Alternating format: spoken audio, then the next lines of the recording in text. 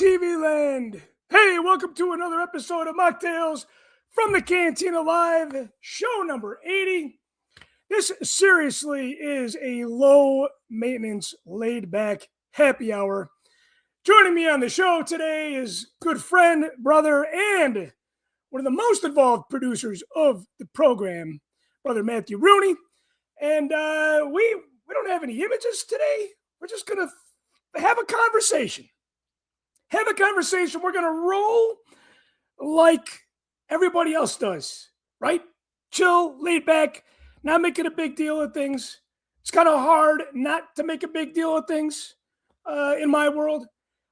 I will have to say, this is the obligatory episode.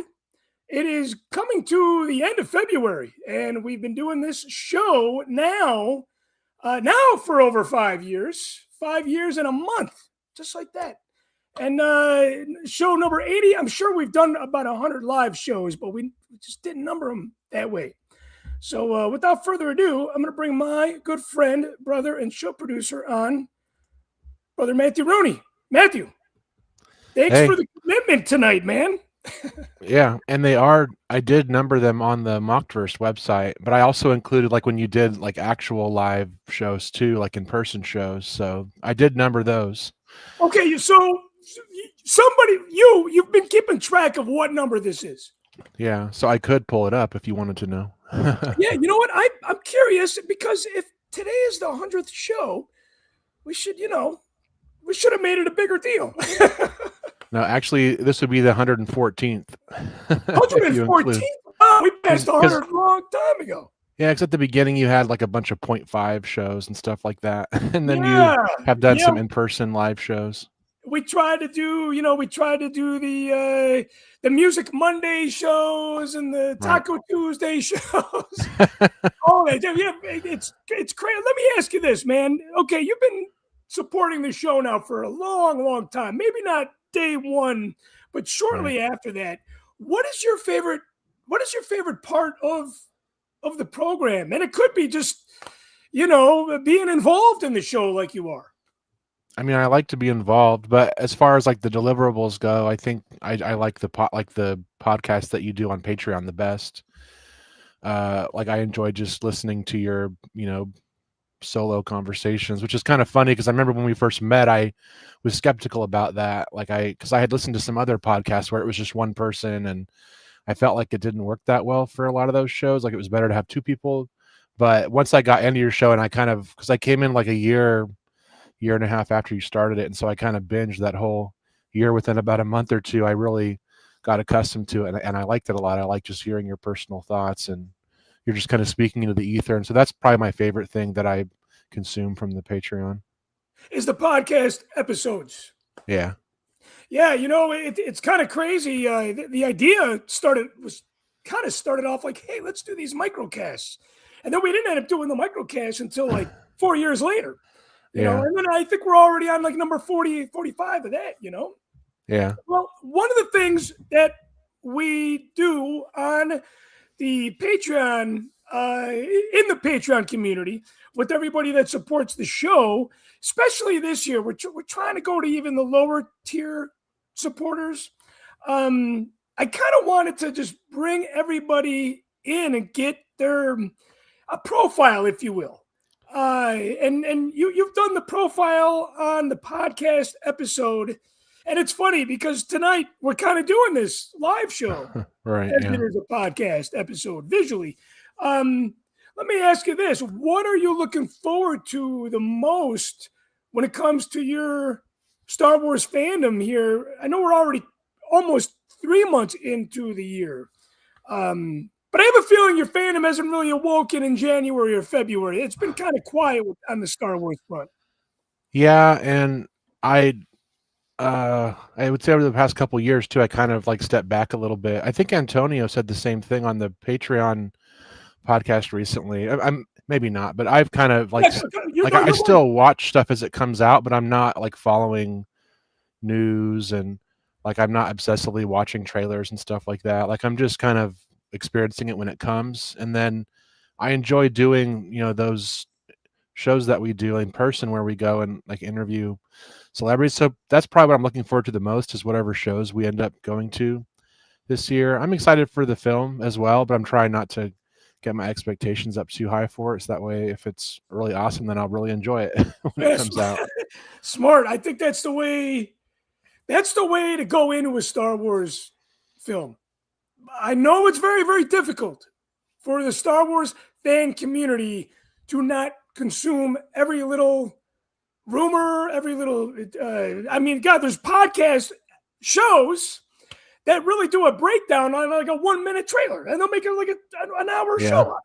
You know? Yeah. Like I did watch, I guess it was a trailer for Mandalorian and Grogu, but I just watched it once and that was it. And like, I only watched it because it popped up on my YouTube. Like if I hadn't, You been didn't looking seek for it it, I out. probably wouldn't have like gone out of my way to watch it. But since it popped up, I just clicked on it. All right, so you're looking forward more to going to the conventions than you are the actual film? Is that a fair statement? Yeah, because then I get to, go along with you and interview people, which is fun. And then like we've made friends with people at those shows too, and so it's kind of nice to Yeah, catch yeah. up with them. Last year I started. I don't know if you remember, but I got Richard and Sarah's books, the Today in Star Wars books, and I Yeah, started yeah. going. I started going around to all of our friends and like having them sign the page that's for their birthday. And so I want to keep doing that at those shows too. Almost like a high school yearbook, Yeah, you know? basically, and then some of the artists will draw on it. Like Kevin Lyle, drew something for me, and Star Wars Josh, who has the patches, he drew something in it for me. So yeah, that's kind of like that's like my own collector thing that I'm doing within the book that costs nothing. Okay, remind me here. I don't believe that Jedi Star Wars Josh. He was not a Rebel Scum. Oh, he was. He was okay. Okay, it's funny. They're starting to blend together, and not only are Yeah, they starting to blend together, but the years are starting to really, yep. really blend together. Well, So I was especially going to last say, year because the ICCs were only like 7 months apart, so we did like 3 shows within like 8 or 9 months. That really stuck together. yeah. Now, okay, now we got the lineup pretty, pretty well started. I don't want to say pretty well polished off because there's a lot more to come. But the announcements that Rebel Scum has made have been like one banger after another. You know? Yeah. Yeah, there's still 3 to go, it looks like. But yeah, they have a bunch of good, and I mean, Giancarlo Well, you said Esposito, there's who's like a three to pretty go, but big there's who's three pretty a more pretty to big announce. actor. I feel like he's bigger than anybody they had last year. Yeah, no, you say there's three more to go. There's three more to announce. Yeah, there's still 3 spots that say coming soon. So, and they're just Okay, below just like the kind of big actors. So I assume they'll be kind of bigger names, but I don't know. okay. So there's just three because I feel like right because it's in August, right? So last year Hmm. I felt like how do I well one the roster was huge and Yeah. two um I felt like they were making announcements kind of closer to the show as opposed to this far out. I feel that this is really far out to have a show booked in its Yeah. entirety. And it might be that it's more than 3, but that's just the number of blank spots they've That's got what that say coming soon. So now out of the guest list that you see on Rebel Scum Con, obviously happening in Frisco, Texas, in August. Who's your top three? Do you have a top three on there? They're like, wow, I can't believe this person's here. well, I mean, Giancarlo Esposito, I mean, he's a pretty, like I was saying, he's a pretty big actor. Like he's bigger than I Yeah, think huge. anybody they've had, and I think bigger than what they've had at ICC just because of his other work besides Star Wars. He's a pretty big, popular name. I'm excited to meet. Hopefully, we can meet Yunus Suetamo, who does Chewbacca, just because he seems so nice, and also he's taller than me, and I always like to meet somebody who's taller than me since I'm usually on the taller end of things. Yeah, he's a pretty big name too. I mean, he was Yeah. Chewbacca in the sequels Hmm. and in Solo. Yeah. Um, so yeah, man, those are and then God, her name escapes me, but I know. Denise Uh, Go from yes, Andor. yeah. So a good friend of mine from Ireland, John, he's actually joined Mocktails on Patreon with the free link, which I got to remind you guys, if you don't take advantage of the free link, especially the one that's in the description of this show, you're missing out on so much good content that a lot of you guys have been paying for years for. But it is a limited time thing. It's not like I'm going to give people, 3 years of free access, or to get your feet in the water, so to speak, and kind of listen to these audio interviews that Matthew and I have recorded. So John has worked with her several times. She actually knows him by name. So I know nice. we could talk to her if I just show a photo of me and John and be like, hey, Yeah. my friend John, he says hello. Can you give us 5 minutes of your time? But yeah, they're gonna have her and Kyle. I don't know if it's Solar or Solar again. Yeah, he's who back. played. He's back So, again. but like in the show, they have like a romance. So I'm sure people will want to like have photos with both of them together. Yeah, they're doing the photo ops at Rebel Skunk Con. So lots of great things to look forward to. Now, for us, God, we sound very spoiled because ICC Con is such an awesome convention.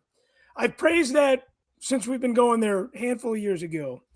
But you know what? It's over Father's Day weekend, and I've never been away from my daughter on Father's Day. Yeah. I don't wish to be away from her. Sometimes Mother's Day, Father's Day, it's like, hey, what do you want to do? I want to be alone. I don't want the kid for the day. Me, it's like, hey, I want to hang out with my. That's why I'm a dad. That's why I'm celebrating Father's Day. Right. Because I'm her father. So right now, you and I have talked about the possibility of maybe not going to ICC this year, simply because who they've announced, the great actors that they've announced, they've all been on the show. They've all been on the show. So it might come to, maybe prioritizing how we want to spend our Father's Day weekend, Yeah, you have Father's Day, and then in June is just not a great month for me because we do a big archaeology program every June, and so usually the first 2 weeks of June are that, and then like everybody takes vacation after that because everybody's wiped out, and so I'd have to like come from that straight to Nashville, and so you'd be pushing it. You'd be. I mean, I'd be pretty, I'd be pretty burned up, so I wouldn't mind kind of having the rest of the month off, and I do have other responsibilities too besides that. Well, I'm glad we're on the same page with that. And I love that show, and I like going to Nashville, and so it's kind of a shame, but it seems like it might just like for me, it's mostly just the time of year that it's at this time, which I know he intentionally changes it every year so that way he can avoid overlapping with other things. But for me, it's just like June is just tough for me. Yeah, right. Because we've been there in May. We've been there during May. We've been there during October. It was. Both of those are good times of the year. But yeah, June's a little tough. But if you guys aren't doing anything, I highly recommend you make the trip. If you can make both, I highly recommend both. But if you're hemming and hawing, I guess what fits in your budget is both conventions are very, very comparable on the autograph pricing, comparable on the hotels. They're both at the Embassy Suites. Yeah, it's basically the same kind of show. They're very similar. Very, very similar. Yes. In a lot of great ways. So, you guys got to make the choice for your own. Okay. So let's see. Looking back last year, what was your highlight of your Star Wars fandom in 2025? I mean, it's pretty much the same thing as like, going and getting to chat and like hang out with all these people. Like we went to 2 shows last year, and not only did we do a bunch of interviews, but like when you're there the whole weekend, you kind of, and especially because we were at the ICC show that we did, Michael Brown, that's his name, right? From Northern Michael California. Brown. Yes, yeah. Like you had kind of brought him in, and so we were using his table as like a home base. And so we were kind of, at least I felt like I was more on the inside a little bit, like all those guests on that row were all kind of just kind of hanging out and talking, and I was like having breakfast with them and stuff like that. So it was just cool to just kind of be there and be among everybody at that show. So I had a really good time at that one. So yeah, I think that's my highlight is I mean, both shows were awesome, but the ICC in particular was probably, and we had a bunch of our friends there too. Like, Zenkanaro was there, and some other folks were there, so it was kind of fun to catch. I hadn't seen John Zenkanaro since like I first met you all in 2022, so it was cool to catch up with him. Oh yeah, yeah, yeah. It's been a long time. It's been a long time. Yeah, I kind of forget because I see John a lot throughout the year. We do the baseball games together. He comes down for the King County Toy Show. He comes to the Christmas party. I do remember he was at Rebel ScumCon, and it's funny because he was, like you said, there when we first met up. That was the one. Okay, of course, Zenkanaro could not have missed the Clone Wars reunion. Yeah, we all shared a bedroom. Don't you remember? Yeah, well, Me, yeah, you, and John and Brian all shared rented the house, bunk beds. Yeah. That was funny because that was the only time that we rented the house. Right. And other than that, it's been hotels. Okay, so segue there. You talk about Michael Brown. Michael Brown, of course, was in the force within us. We are not on Facebook Live tonight. I don't believe we are. Only on YouTube. So I am not. How do I say this?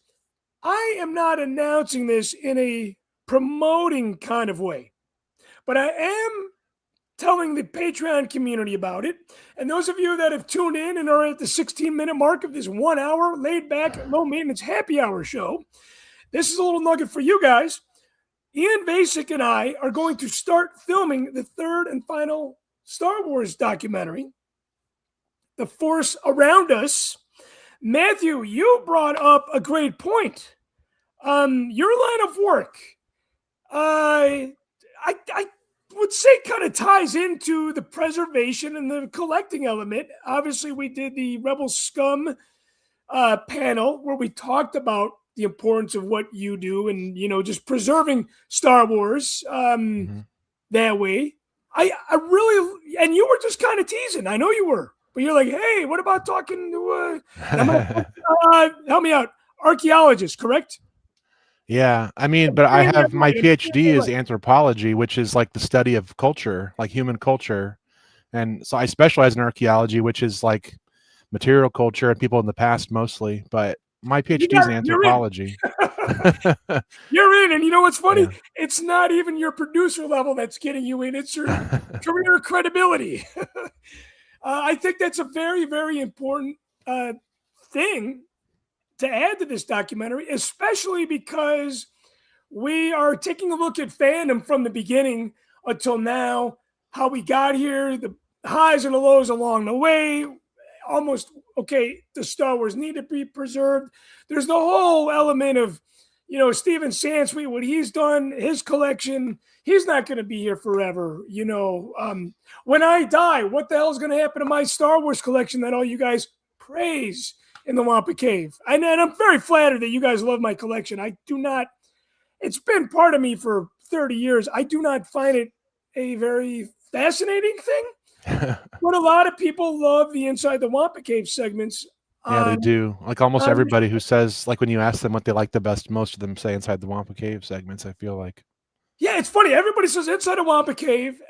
Some people say the podcast show. Nobody says Inside the Vault. And I'm like, that's my I think it's because there's probably like fewer of them. So maybe it just, they just don't remember as much. Because like the Wampa Cave and the podcast you've done the most of. Yeah. It's in the beginning, it was on a weekly basis. So, okay. So yeah, you're in. Let's make this happen. Let's get you involved. And I think you can bring a lot to the table here. In a very, you are going to help us achieve our goal. It never hurts to have somebody with letters after their name to put on something. Sometimes that kind of helps give it something extra. It just looks good in the credits, right? It just looks good in the credits. Okay, so another element that we've been talking about on this show since the beginning is baseball. Baseball season is right around the corner as spring training is going on right now. I am actually boarding a plane with brother Tyler Page on Thursday for the World Baseball. You guys are going to go see WBC, yeah, WBC down in Miami. We're going to see 8 games in a matter of, That's a lot. I think 2 games a day, Friday through Monday. But you know what? It's a lot, but it's like that is just how I want to spend my time zoning out. Watching So some baseball. you're not following spring training at all, like on your teams that you like? Because I mean, You know what? I'm so far in on the Dodgers. Like I've watched every game live pretty much every day, and I mean I'm super close on it. So Okay, so you guys won World Series back to back. You're God bless you because you said you're still celebrating. I think of course. The Cubs should have been the Cubs should be celebrating the World Series this year because it's the 10th anniversary of the World Series. What can you tell me about the Dodgers this year? Well, like from a fan standpoint, right? Like, don't break it down with the stats and all that shit. Give it Uh-huh. to me as a Dodgers fan that just celebrated two World Series back to back, and that's a rare feat in itself for sure. Well, I think the coolest thing about it is that the players they just work so hard and they have so much respect for each other and what they do, and like none of them are like, okay, we won, we can just chill out now. Like they were all. I mean, maybe not every single player, but a lot of them were like within a month after winning, they were all working out again and getting ready to go because they want to win more. Like that's their goal, They and I never love got that lazy. because there's a lot of I mean, I don't know about a lot of players, but some players are happy with like personal achievements and having stats and things like that. But the guys that they've gotten together on that team, like they really care about winning and like supporting each other and like being there for each other. And a lot of them are super selfless players. Like even the big stars, like when you hear them talk about what they're doing, they're really focused on their teammates. Like when they get asked questions about personal achievements, they'll say, yeah, sure, that's fine, but like I just want to win, and like I want to be there for my teammates. And it's really inspiring for me just to watch that. And I think they're a really awesome, classy organization, despite what a lot of people feel about it. So I think that's what I enjoy watching, is just like how driven they are. It's really like, even though I'm not an athlete and I'm not, doing that like same kind of thing, it inspires me to, act that way toward people whom I work with and toward the things that I'm doing in my own life. So it's what they're doing is inspirational to you. Yeah, for sure. That's awesome. I think that if anything, that's the best takeaway, right? To be inspired by people doing good competitive things. Now, how does it make you feel when I know when people say you're a Rays fan, how can you be a Rays fan? You live in Chicago. Like that fucking makes me mad. How do you feel when people just shit all over the Dodgers in general? You're a Dodgers fan. And what is the uh number one complaint? Is it the fact that they have a lot of cash? Is it kind of like the National League Yankees, where I don't feel like the Dodgers are necessarily buying. I say necessarily, money does help, but obviously money doesn't make all things go away. And it doesn't make you win everything, because we've seen the Yankees, for example, with the high payroll, not win the World Series year after year after year. yeah, well, You it's know? funny because like people, like there's a chat that we all that I think we're all in, and like I remember when Otani got signed, like people in that chat were like, oh, it's not guaranteed you're going to win just because you have money, but then when they do win, they say, oh, it's because of the money. Like it's kind of like, okay, well, you said earlier in the season that that money doesn't guarantee anything, but then when they do win, that's the only reason they won is because they had money. And so that gets a little like to me, it's just kind of like a lazy analysis on it, and it's people who don't really pay attention to the team, and they're kind of following maybe Yeah. narratives, which a lot of the narratives around the sport are driven by the owners who I know this offseason they've been talking about salary cap, and they're like, well, the owners really want it. And like, yeah, of course the owners want it. They've wanted it for decades because it means they don't have to spend They're as much paying money out. on the players. So that it's just not a great basis for an argument. And I think people are upset because they want their team to be able to win. And like the Dodgers, obviously they're in a big market, and so they're taking advantage of that situation. But if you listen to like all the players, like they've been interviewing players recently and asking them what they think, like they all have only positive things to say about their organization for the most part. Like occasionally, like your guy Pete Crow Armstrong was talking trash about Dodger fans recently, but he came back and said like he still like thinks the organization's great and that he loves the players. And like all the actual players who you hear talk about it, they like admire what the Dodgers are doing, and they kind of wish that their teams would do that too, because a lot of the teams, like they're getting money from the luxury tax and then they don't use it to put back into their own teams. Like there's several teams that don't do that. They're like putting the money somewhere else, I guess. I don't know if the owners are putting it in their pocket, but Yeah, probably.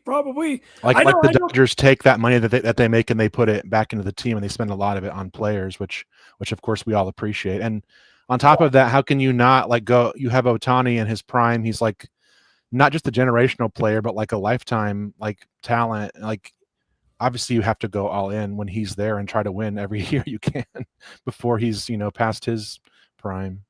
So Pete Crow Armstrong was trashing the Dodgers, and then he kind of Yeah, no, he wasn't apologized. trashing the Dodgers. So he's from LA, like he's a LA Yeah, his kid, parents are in but he's Hollywood for he's sure. been like trying to, you know, you know, get Cubs fans to like him, and so he was talking bad about Dodger fans, saying that they don't pay attention to the game; they're just there to take selfies at the stadium, which isn't true. Wait a minute. And Cubs fans are not?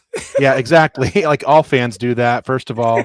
But then, like 2 years ago, he was interviewed by our Dodger radio guy, and he said the opposite. He said he loved how intense the fans were and that it made him like love to play there and he wanted to be better. So I don't know if it's just him like trying to get some attention. Like personally, I don't think players should ever talk badly about fans, because whether it's your home team fans or not, like they're all paying to come see you play.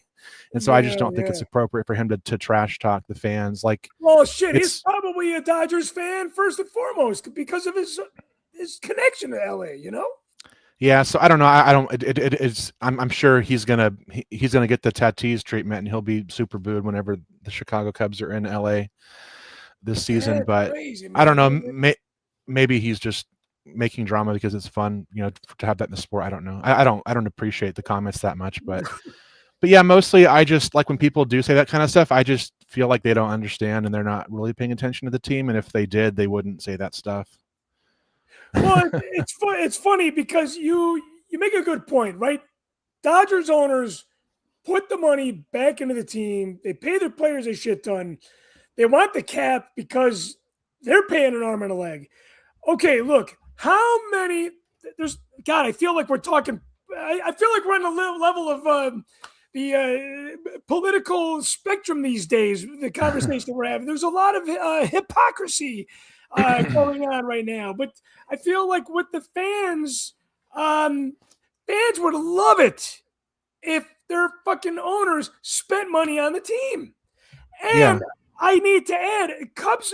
I'm a Cubs fan. I'm a baseball fan first and foremost.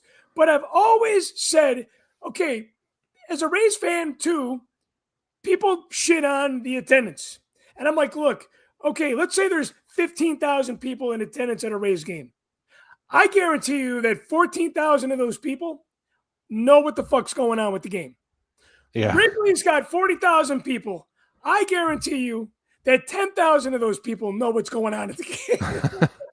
Yeah. So for Pete Crow Armstrong to call it Dodgers fans and Yeah. to say it's trendy, God, man, I got it. And I love the Cubs and I'm a Cubs fan, but some of the fan base drives me fucking crazy. Yeah. No, Well, I feel like that's just a human thing right now, is to selfie and social media. Like that's not just a Hollywood thing. But he was kind of preying on that, like, oh, they're from Hollywood and they're just there to like make themselves look good and they don't really pay attention to the game. And like it Cubs happens fans do pay everywhere, attention to the man. game. But to me so I mean it's just kind of a silly thing to say. But also I just don't know why he would like start trash talk, especially because the Dodger, I mean, they have like the biggest fan base. I feel like wherever the team goes, there's tons of Dodger fans there, and I don't know. I feel like it's not very smart. Like, what if he needs to go to a team in the future, and he's like, I feel like that will hurt him later when he's looking for a contract. Well, he won't be going to the Dodgers anytime soon, I don't think. Yeah, I don't think so. Any Dodgers in the World Baseball Classic? Do you know? Yeah, Otani and Yamamoto are playing for Japan. Otani's not pitching though; he's only hitting. Yeah, but Yamamoto is pitching, and then Kershaw's retired, but he's on Team USA. He probably won't pitch very much. He'll just be kind of like a backup because he retired. And then Diaz, okay, Kershaw sorry? retired, but he can still play on Team USA. He retired from the MLB, but actually Okay. he couldn't play on Team USA 3 years ago because they wouldn't insure him, because he was still playing in the MLB, and so it would have been too expensive to insure him. But now that he's retired, the insurance probably is a lot different. They don't care anymore because he's not playing MLB. Is this his first time? I'm not sure if it's his first time, but I know that 3 years ago he couldn't. He wanted to and couldn't I believe this is a personal goal of his for sure. Yeah, but he's not like he's pretty much done. Like he's kind of there to like I think be a mentor and Sure. and he'll eat innings if they need him to because there's all those rules about how many innings people can pitch. So he's kind of there to fill that role, I think, more than be a star. And Yeah, then and the funny yeah, go thing is ahead. too, the WBC, they actually, if I remember from 3 years ago when I went, those games end in a tie, too. Yeah, I don't remember if they do or not. Maybe they do, but I Or know that the pitchers have rules about how many innings they can pitch, and then they have to like cool off. They and can't there's a pitch again slaughter until rule certain there. Like, hours. I know the slaughter rule. Like I saw it. Israel is probably one of the more lower tier teams, and I've seen them get their ass kicked so much when I was there 3 years ago. I believe I saw them lose the game on a slaughter rule. Yeah, they definitely do that. I've seen that, but I don't know if they end in a tie or not. They might, but I'm not sure. No, maybe spring training does. Spring training ends in Spring there. training definitely does because they don't need to do extra innings; they're just practicing. Yeah, right. And then Maybe Edwin we look Diaz, like at we just got Edwin Diaz as our closer. He's pitching for Puerto Rico, I think. And then there's a couple other Dodgers, but and then Haesung Kim, who's one of our like infield speedy guys. He's on Team Korea. So those are like the big five. Then there's a few other guys I don't know very well. Do you don't get a chance to go to LA to see the Dodgers live every year, no? No, I can't really afford to go. Maybe in a couple more years once I get a promotion and more money and Sure. I'm not like taking I mean like my kids are grown, but I'm still kind of supporting my son at least. So maybe once that's passed, I'll have money to go out there. I would like to, but just flying over there is a little too much for me right now. I Yeah, haven't been to a Dodger game in like since the 90s probably. So I would like to go. And is it fair to say your NL team is the Dodgers, your AL team is the Rays because of your connection to Florida? I mean, yeah, I don't really. I just follow the Dodgers exclusively. I don't follow anything else. Okay. But Yeah. I do. How could you have time to follow anything else? Well, and I follow them like 100%. Like I watch every game and I listen to the Dodger radio thing every day, and like that's like a full-time gig there. But I mean, I do have a soft spot for the Rays since I was a Rays fan for a while. Like I moved to Tampa in 2004, and so I did watch them for 4 or 5 years while I was there. The first 4 of those years they weren't very good, but then they picked up in 2008, I guess, and that was when they went to the World Series. So that was kind of fun. But then in the 2010s, like I feel like it became easier to watch teams from farther away. Like I could watch the Dodger games, so I Yeah, came for back to the sure. Dodgers. And that was also after they, got new ownership, and because those years in the 2000s for the Dodgers were not good either. They had a really bad owner. Yeah, that was when I started following and listening, watching the Rays was in 2010 because the accessibility, with XM radio, with the baseball package on TV. Right. Yeah, it's so much better now. Hey, I'm gonna rewind it a little bit. Go back to Star Wars. Speaking about Michael Havens does Taco Tuesday, and I got to tell you, man, I would love to get him in the documentary as well. He does this really cool thing. I'm sure you might be familiar with this. I See for Life. Mm-hmm. I believe Yeah, I that was is going to bring that up earlier because I think he helps people plan what to do with their collections when they pass on. Yeah. Right. Yes. Yeah. And he will work with the widow, and sell the collection. And God, it's sad that it's come to this. Yeah, but I mean, it's a It's huge reality, right? problem. It's a huge problem. Like here, I have an archaeology lab, and there's people who are collectors, and they go out and they like to go pick up arrowheads, and they go, like especially in the past, not so much anymore, but people like to go loot sites, which we don't like very much, and the Native Americans don't like it either. But these Yeah, I could people will go imagine. collect things, and then they pass away, and then their kids will call me and say, "Hey, I have all this stuff," and like if it's got provenience, which it usually doesn't, like if they had documented where it came from and it's got some information with it, then I can take it because it's got some research potential. But if it's just a bunch of stuff and nobody knows where it came from, then I'd have to tell them, no, sorry, I'm not taking that because I only have so much space and I'm not going to take stuff that doesn't have provenience with it. So There's no so I tell story. people all the time, like when they tell me they collect things, I'm like, you better document what you can while you can, and tell your kids what to do with it afterward, because otherwise it's going to get thrown in the trash. Yeah, that's a good point. That's a good point, especially when Star Wars stuff's a little easier, right? Because there's a huge market for it, but Mm-hmm. Somebody gets something special from somewhere and doesn't make any note of it after they're dead and gone. How do we know what that is and where it came from? Well, and And selling stuff is so much work. Like, to put that burden on somebody to have to like sell the stuff, because I mean they're probably not going to keep it. It doesn't mean as much to them, and it would be beneficial for it to be sold so they could use the money from it, especially if you have a lot of stuff. And I mean, I hate I sell like one or two things at a time on eBay, because I get it's too much for me. So I only do one or two things at a time, because I just don't want to go to the post office every day. right. But like Yeah, it's so bad. much to leave on family members who are already grieving and trying to deal with the situation. And so I think it's nice that Michael Havens has that kind of a program. I think there needs to be more thought put into that sort of thing, especially nowadays when there's so much, physical things that people are buying and collecting and storing up in their house. And it's years. It's years, and it's got to the point where it's not only on display, but it's also in people's storage units, right? Right. Yeah. It's great. It's funny. When my mother-in-law was living with us for a short time, about a year ago, she said, I mentioned death, and she goes to my wife, she goes, if he dies, you got to go to work, to Michelle. And she's like, no, I don't. You're just going to sell that stuff. That'll be her new job. Selling your collection. You got so much shit. Hey, speaking about collecting, okay, so I want to share some things with you guys that I picked up. I am holding something that I picked up on Michael Havens' Taco Tuesday. This thing has been on my bucket list for years. I've never owned this. This is the Sears Cloud City playset, and the box is a little smashy, right? And it's got some tear there, but other than that, it's a pretty decent box.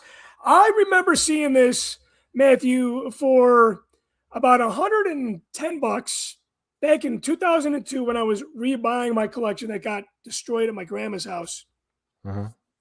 And I'm like, it's a little too much. I'm going to come back to it. I'm going to wait.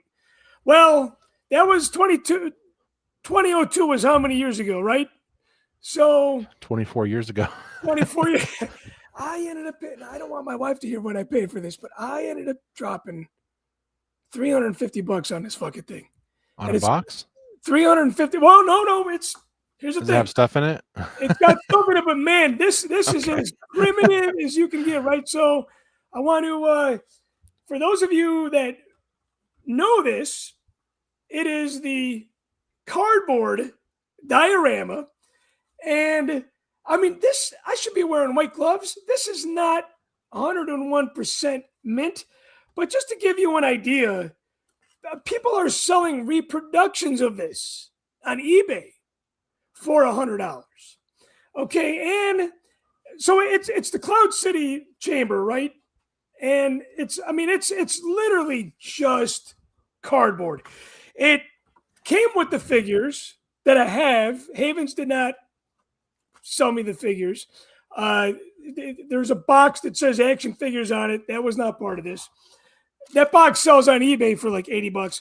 And there's these little white pegs, right? And I could tell these are not repro because they're dirty. They're very, very dirty. Yeah. These pegs on eBay are expensive. So a la carte. So you got a good deal at least, is what you're saying. Yeah, and I know it came from him,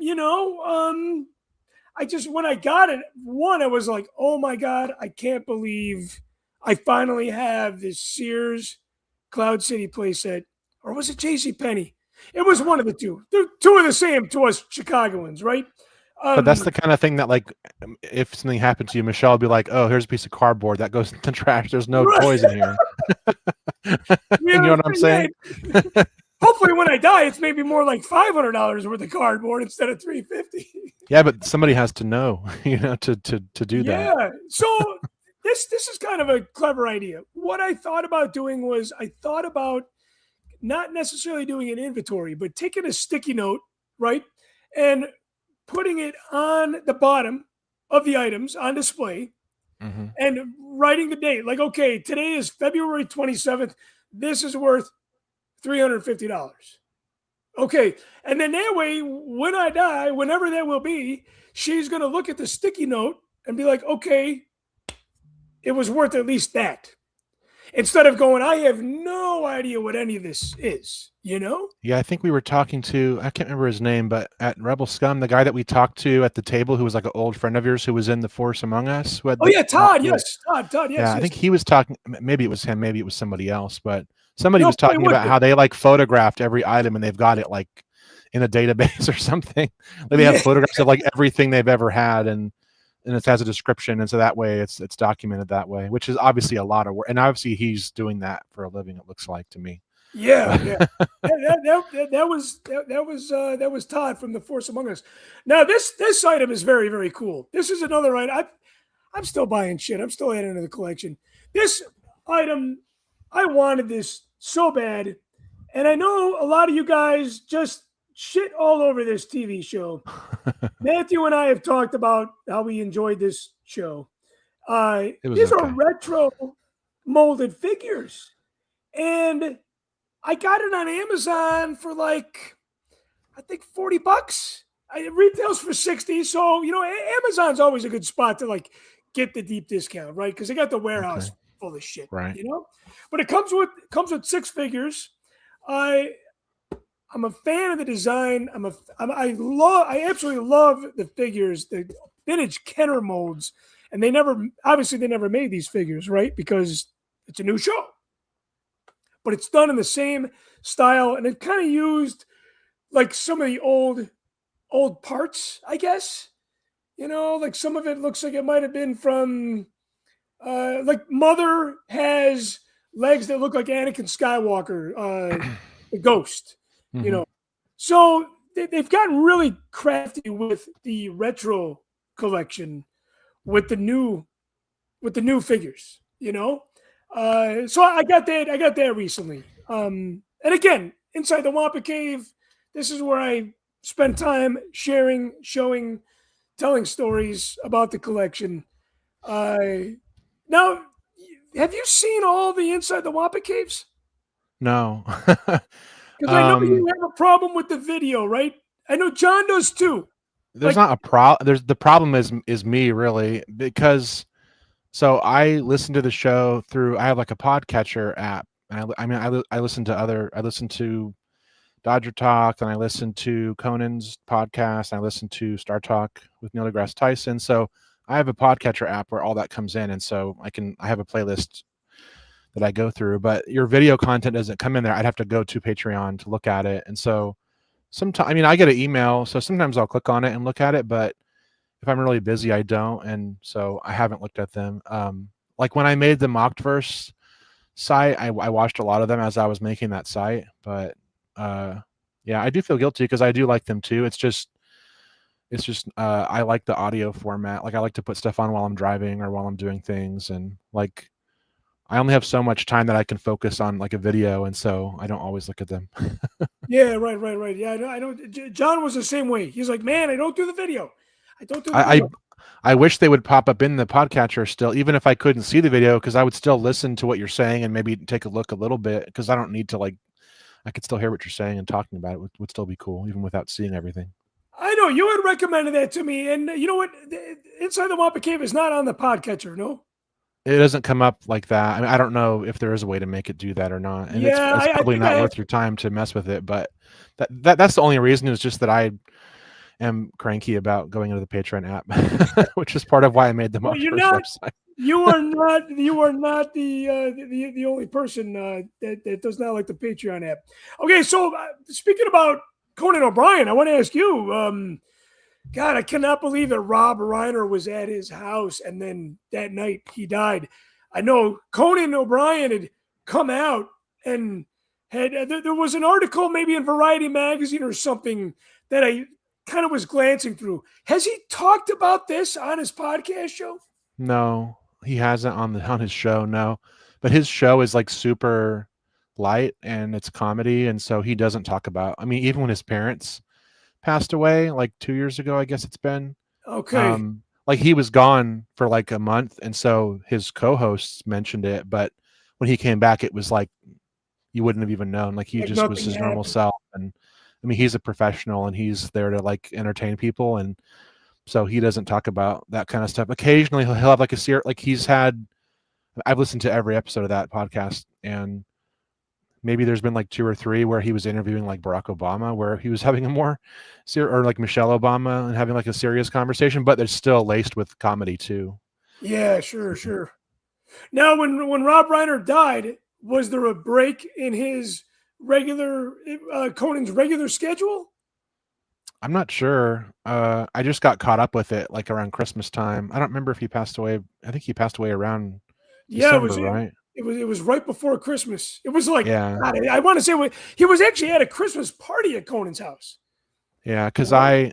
I started listening to Conan's show at the end of 2024, and I listened to the whole like 6 years like, within a year. Like I finished it around Christmas time last year. I got caught up, which was a lot. I listened to a lot of that show, but it's so good. Yeah, I've caught his show on YouTube. It is a good show. One of the things that we talk about on the show is music, and kind of to segue into that, William Shatner at 92? Okay, how Yeah, the fuck can he be 90? How can he be 92 and still look and function like he's in his 50s? I don't know. So he's got this album coming out, right? And Yeah, I somebody, saw that he's got like a metal album or something, yeah, right? he's got a meta. There's like Iron Maiden cover on there. And look, William Shatner has been doing music for a long, long time. I want to say Yeah. his first record maybe came out in the mid to late 60s. Well, This yeah, isn't him anything him new. him and Leonard Nimoy both did albums back then. So I didn't know Nimoy. Did they do records together? I don't know if they did it together, but I remember I don't have it anymore, but I had a record and it was called A Touch of Leonard Nimoy, and it was very like hippie, like and actually I see it on TikToks. It'll come up like little clips because he had a song about Bilbo Baggins. It's really funny to listen to. He had a song about Bilbo Baggins. Yeah, like people will put it on TikToks. It's pretty funny. So was he singing? Yeah, he was singing. Yeah, he was singing. Him and Shatner both like fancied themselves to be singers, I guess, in the 1970s. Yes. Okay. So here's the thing, right? Did they become such big superstars from Star Trek that they're like, hey, we can do this? Yeah, like I mean, I haven't listened to Shatner's, but the Nimoy one was just kind of for fun. Like it was fun to listen to because it's Leonard Yeah, Nimoy, but it that's wasn't crazy. like yeah. That's great. You know, it's funny. We've talked about we talked about Star Wars actors involved in music, and it's a very, very, very small little drop, right?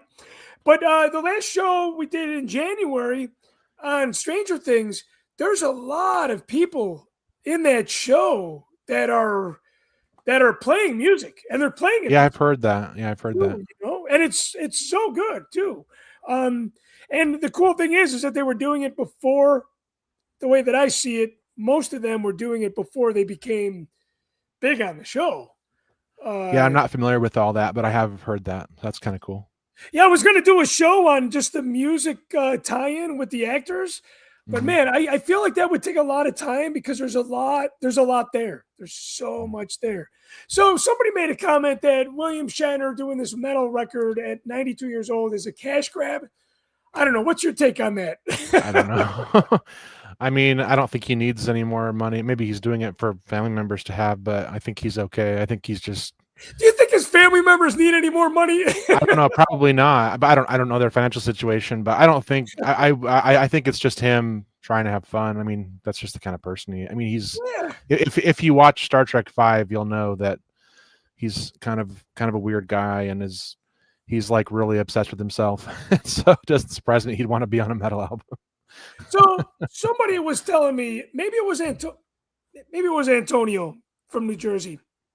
Somebody was telling me that the Star Trek fan base is That was equally me. as that was you That was me, yeah. equally as toxic Oh as yeah. Star Wars fans. That that's why when you guys talk about Star Wars, I'm just like it's not just Star like it's just that's just the It's internet. Like everywhere. it's not it's just Star Wars cuz like there's a show that's on now called Star Trek it's called Starfleet Academy, and I remember when they first put a teaser out, like everybody was trashing it, like this looks awful because it's like younger people in it, and uh, anyway, just like I don't look at social media that much, but sometimes I'll take a peek just to see how bad it is, and it's just all this awful stuff. And then the show, like without even seeing one episode, and the show is it's so good. Like I think I mean, I was already like in love with Strange New Worlds, and this one Yeah. is it's like incredible. Every episode, I'm like, I finish it, and I'm just like, that was so. I can't believe how good it is. Like,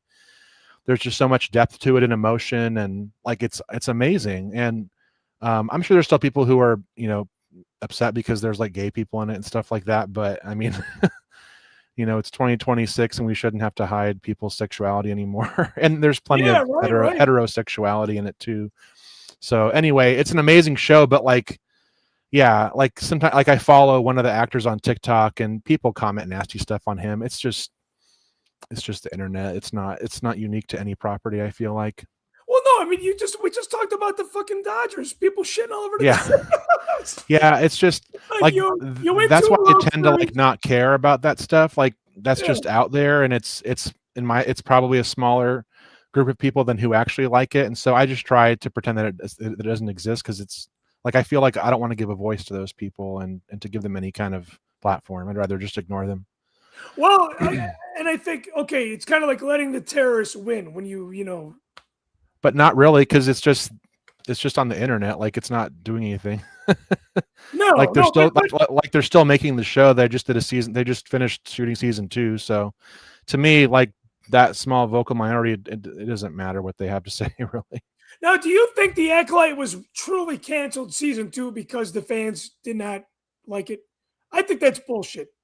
I don't know. I mean, I didn't think it was that good either, but I don't know why. I feel like I wasn't a big fan of the showrunner, and so probably she pissed off people with her attitude, and they didn't want to work with her anymore. She seemed like she was really looking for conflicts with people, and that's just not. In my opinion, I wouldn't want to work with somebody who was going around trying to pick fights with people. Then you I just fire don't. you fire the showrunner, you hire another one, and then you make.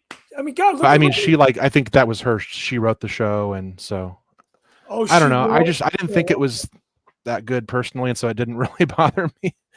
Uh, but yeah, I don't. I wouldn't. I have no idea why. I'm sure there's lots of reasons, and maybe there's money reasons too. I don't know.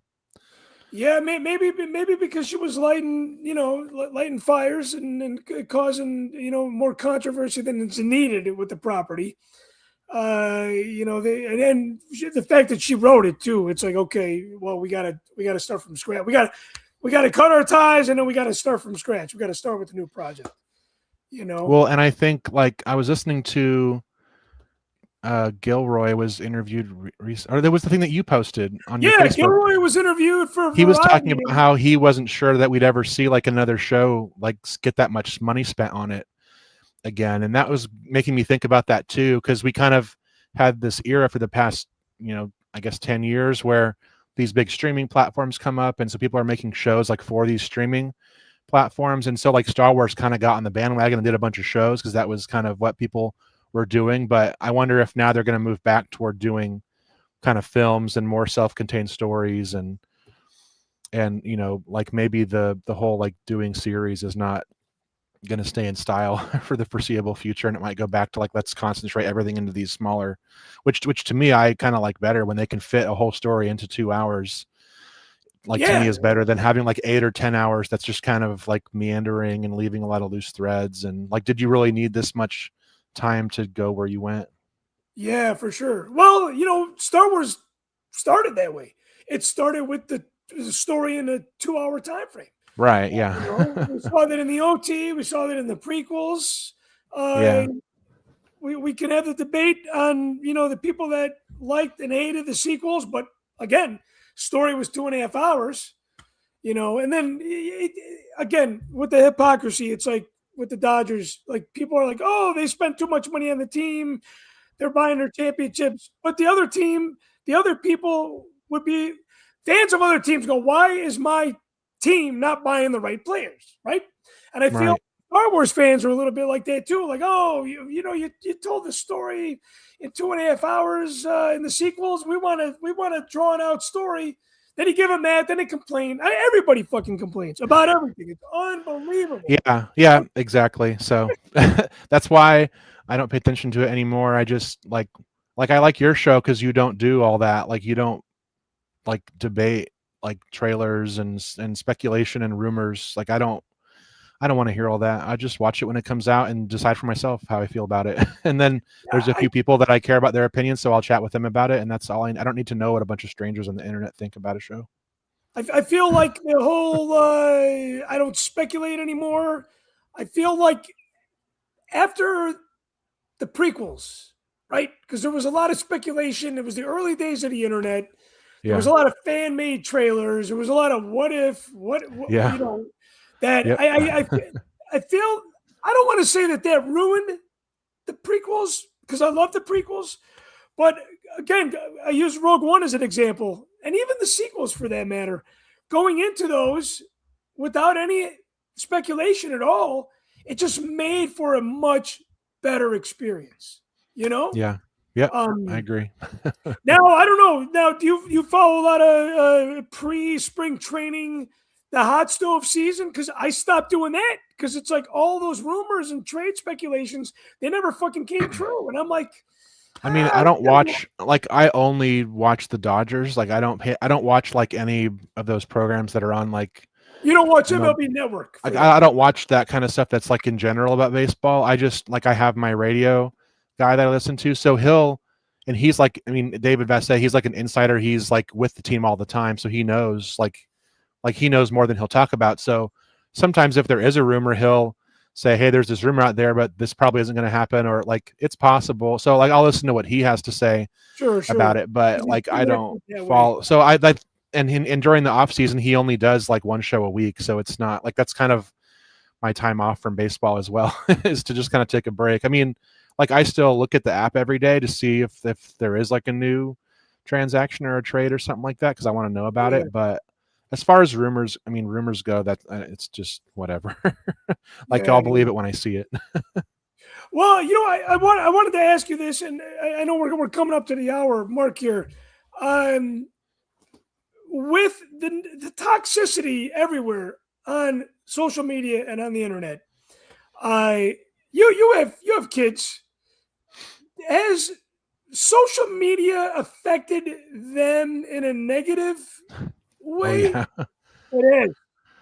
yeah, yeah. My son in particular. I don't know if I should say it on like a public YouTube show, but Okay. yeah, like I feel like my son in particular is like super influenced by like corners of the internet that I don't like, and it's like really changed him a lot. And I'm hoping that as he grows older and matures, that he kind of grows away from that and finds himself again. But Okay. yeah, like I there's stuff that he says and does that I can't believe he says. Like it's super, it really upsets me and is embarrassing. I try not to get too upset about it because I know he's just like mimicking what other people he's around are saying, but definitely it's had a really negative impact on him, I would Okay. say. And but I still have faith, you know, that underneath it, he's still a good person and that he'll kind of turn away from that and start doing things right again. Yeah, because I know with my daughter, she just got a phone for Christmas, and she hasn't asked about social media, but I want to keep her off that for a long time. And I feel like, Yeah. especially social media with the girls, is just it doesn't mix Well, well.